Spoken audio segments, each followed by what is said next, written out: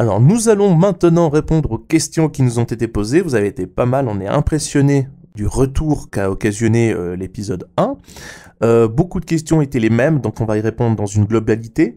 Et on a 2 ou 3 questions qui étaient un petit peu plus ciblées, auxquelles on va répondre aussi. Plusieurs personnes nous ont demandé comment fonctionnait Vienna Ensemble Pro. C'est un fonctionnement un peu compliqué, du coup ça on vous le montrera lors d'un tutoriel et on ne peut pas y répondre lors d'une question, ça c'est beaucoup trop complexe pour répondre à l'oral sans un exemple vidéo poussé. Donc vous verrez ça prochainement lors d'une future émission.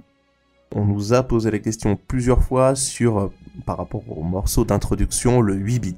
Le 8 bits, pour ceux qui savent pas ce que c'est cette musique de Game Boy, de Nintendo NES, donc vraiment les anciennes musiques, où on pouvait trouver et comment on faisait pour créer de la musique 8 bits. Alors c'est tout simple, j'utilise le VST qui s'appelle Cheap Sounds, de Plug, qui n'est pas très cher, il me semble, que j'ai acheté d'un bon marché et qui est vraiment très complet. Vous pouvez vraiment moduler tous les sons que vous voulez, vous avez des sons de basse qui sont très bien, qui est utilisé directement comme plugin et non pas comme VST en fait, hein. Vous n'avez pas besoin de contact pour l'ouvrir, vous pouvez l'ouvrir directement dans votre séquenceur. Donc voilà, à conseiller, on vous met le lien dans les descriptions de l'émission. On nous a également demandé des conseils sur des claviers. Alors pour ça, on répondra personnellement par mail à ce genre de questions parce que les demandes étaient très précises à chaque fois et ça varie beaucoup trop pour qu'on puisse répondre et avoir un avis qui soit bon pour tout le monde. On nous a aussi posé la question par rapport au séquenceur. Oui, on utilise Cubase et Pro Tools. Pourquoi? Parce que de une, on n'a pas Logic. Logic, on pourra peut-être y venir. On trouvera quelqu'un qui utilise beaucoup Logic et qui pourra nous aider. Mais la seule raison est que pour la composition orchestrale, ce sont les logiciels, comme on vous l'a dit, qui sont les plus conseillés. Même FL Studio qu'on avait cité dans l'émission précédente, on peut un petit peu le laisser de côté pour par exemple le remplacer par un Ableton qui serait beaucoup plus pratique pour la composition qu'un FL Studio. Ces séquenceurs que nous n'utilisons pas là à l'heure actuelle, on va y venir.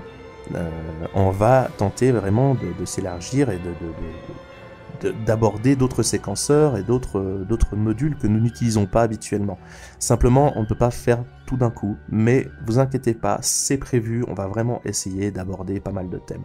On nous a aussi demandé par rapport au style de composition. Effectivement, Jean-Gabriel et moi composons un certain style, qui est la musique de film, le scoring, qui englobe quand même pas mal de genres, mais comme je vous l'ai déjà dit, on va aussi certainement aborder l'électro, on va aborder des styles qui sont un tout petit peu plus légers aussi, on abordera certainement aussi les styles instrumentaux, c'est-à-dire peut-être plus ce qui est rock, jazz et peut-être le métal ou d'autres choses comme ça, puisque Jean-Gabriel et moi connaissons ces domaines-là.